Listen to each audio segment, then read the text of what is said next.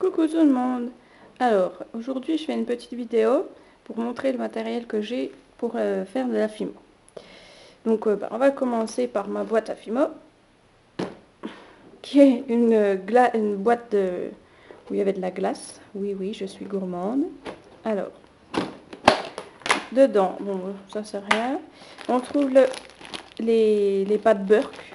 C'est-à-dire que c'est des restes de pâtes qui peuvent me servir pour faire, par exemple pour la tortue que j'ai fait, j'ai mis un morceau de pâte comme ça en dessous, et après j'ai seulement mis autour ma pâte qui faisait les cercles pour éviter d'utiliser trop de pâte, donc voilà. Mais bon, après il y a, comme par exemple la boule bleue là, si j'ai besoin d'un bleu clair comme ça, c'est pas, je peux l'utiliser, c'est pas trop sale. Donc voilà. On trouve le petit matériel, donc une paille, donc qui commence à être abîmée au bout. C'est pas très grave, hein, une paille ça se trouve facilement. Une brosse à dents pour faire l'effet comme le cookie, pour faire l'effet texturé le cookie. Donc là on voit bien que ce n'est pas mes dents qui faisaient cette couleur, hein, c'est bien la pâte. Alors un couteau, c'est le couteau que j'ai utilisé la première fois que j'ai fait de la fimo, mais en fait ça va pas parce qu'il y a des dents. Et comme quand on utilise quelque chose pour la fimo, il faut toujours faut plus l'utiliser pour autre chose, bah, je laisse dedans, ça peut toujours me servir, mais bon, voilà, on va dire que j'ai. Alors le pinceau c'est pour étaler les pastels qui sont là. Alors ça c'est des pastels sèches, avec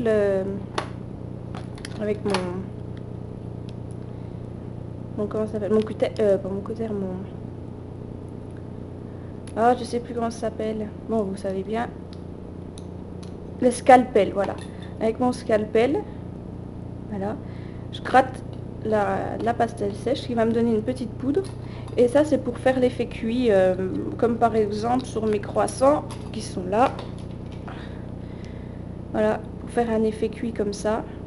C'est pas parfait parce que c'est la première fois que j'en faisais. Donc j'ai besoin du pinceau pour étaler sur les... Voilà, donc j'ai celle-là et j'ai celle-là. Sachant que pour faire l'effet cuit, j'ai utilisé les trois couleurs là. Mais bon, voilà. Ça peut toujours servir le reste. D'ailleurs, au passage, si Perrine, tu regardes la vidéo, je te remercie encore de me les avoir donnés.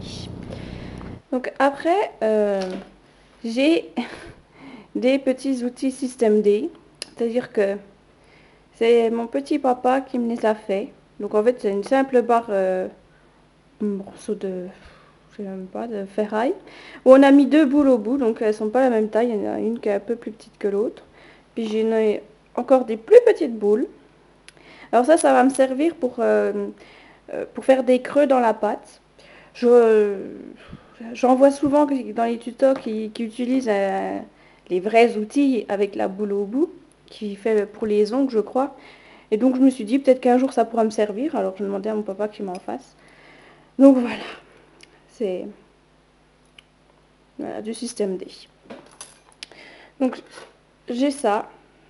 Donc ça c'est une espèce de taloche qui sert à étaler le ciment, je crois. Je suis pas très douée en bricolage.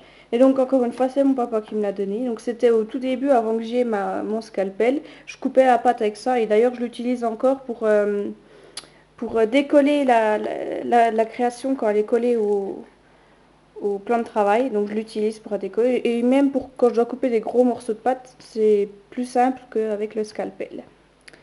Voilà.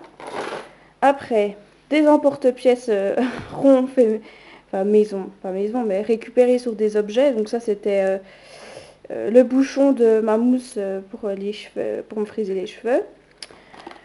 Des bouchons de bouteilles. Et donc ça m'est très utile pour faire les macarons par exemple.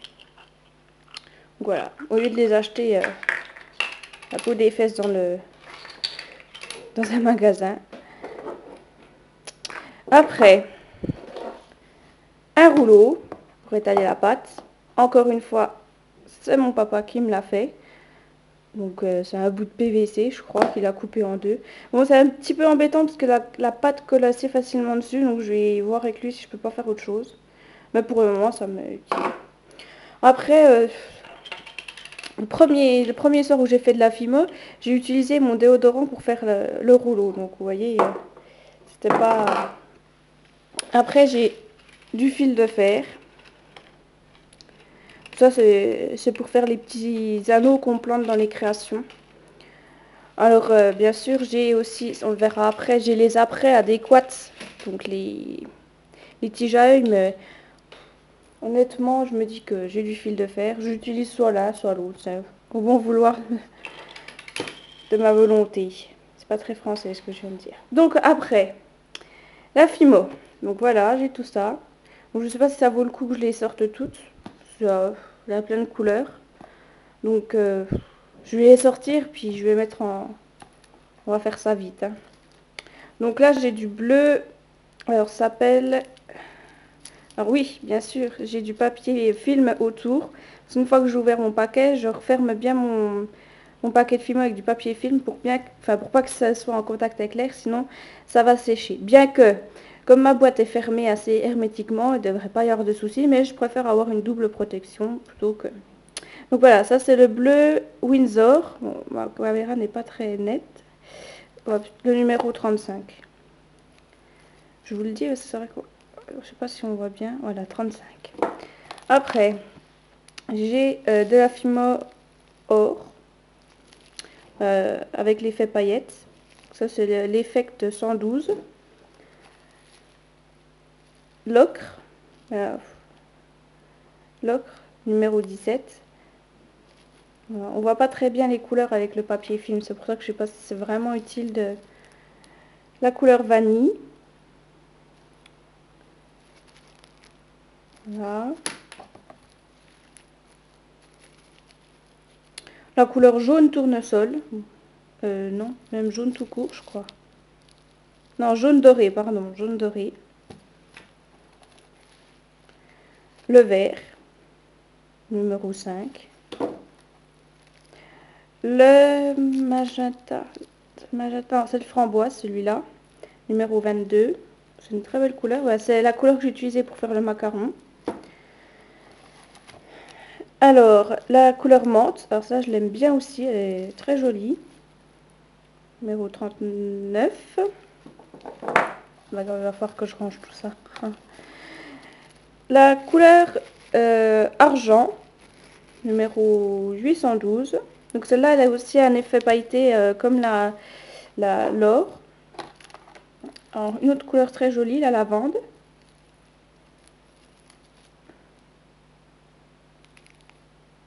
Numéro 62. Le caramel, c'est un brun clair, on va dire. Alors, le vert feuille, numéro 57, qui m'a servi pour faire l'habit de Joseph. D'ailleurs, alors la couleur chair, donc ça qui me sert pour faire les visages des personnages de la crèche. Bien sûr, du noir, numéro 0. Du rouge. Alors c'est le rouge, c'est pas le... Pardon, je crois qu'on voit pas. C'est où que c'est marqué? Ah ben ah voilà. C'est du carmin. C'est pas du rouge, c'est du carmin. Bon. Je trouvais la fois où j'ai été acheter la première part, je trouvais que le rouge qui s'appelle rouge était vraiment pas joli et je préférais ce rouge carmin et ça va très bien. Du violet. Numéro 63. Ah, c'est marqué prune. Enfin bon. Alors ça c'est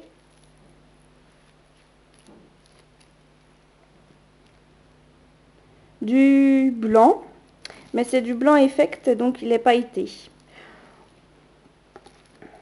Ça, bah, c'est le blanc normal. C'est le blanc normal. Le bleu, numéro 37. Oui, c'est bien bleu. L'orange. Donc, orange. Eh ben, du chocolat. Donc il n'est pas encore entamé. L'autre est dedans, celui qui est entamé. Voilà. Et j'ai encore deux. Je crois que j'en ai. Bah, j'ai 2 chocolats en rab. Je me rappelais même pas qu'on avait 2. Et j'ai un blanc en rab. Au fond, on a des petits pics comme ça. Bon, celui-là, il est déjà... Non, celui-là, je peux encore utiliser. J'en ai plein. Parce que chez moi, je les utilise pour faire...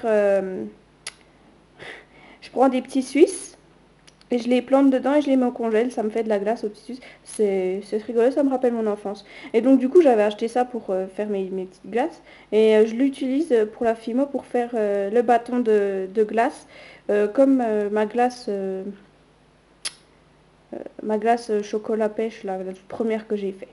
Voilà. Après, j'ai encore un outil fait maison. Enfin, fait surtout main de papa. C'est pour... c'est je sais même plus ce que c'est. C'est un poinçon, je crois, en réalité. Et en fait, il m'a taillé le bout pour que je puisse faire des traits. Au lieu d'utiliser un cure-dent, ben, j'utilise ça. Moi, c'est solide et je le tout le temps. Donc voilà. Donc, je vais montrer maintenant les après. Donc, avant de passer aux après, j'ai oublié de vous montrer mon plan de travail, qui est quand même quelque chose d'important.